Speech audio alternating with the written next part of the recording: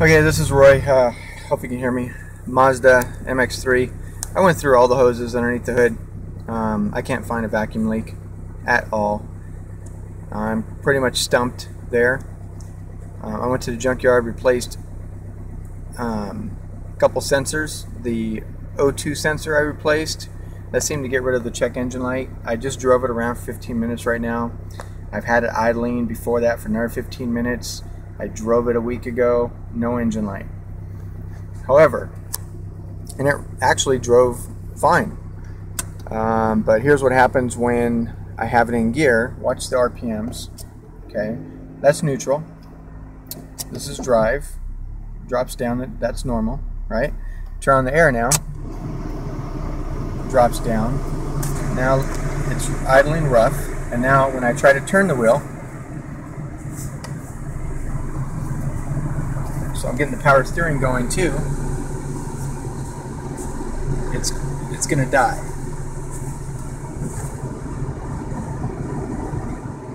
There you go.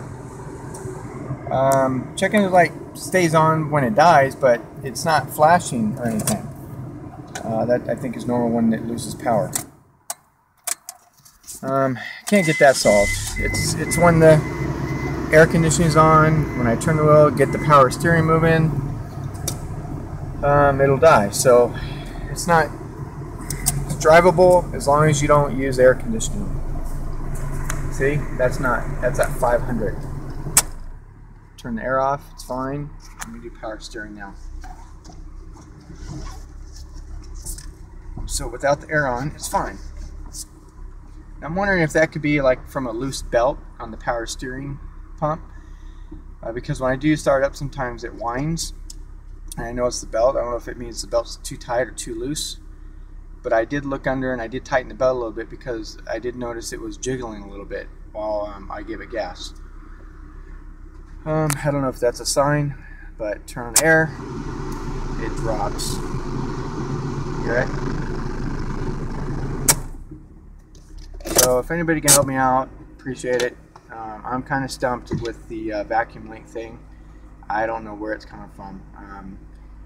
I might have to just take the whole carburetor apart to find out what's going on with that. I broke 2 bolts off by tightening the intake manifold.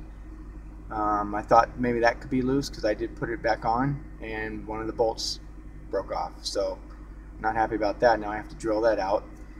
And then the other thing, I took out the EGR Control Valve, put that back on, and I tightened too much and stripped one of those bolts. So, and that's hard to get to.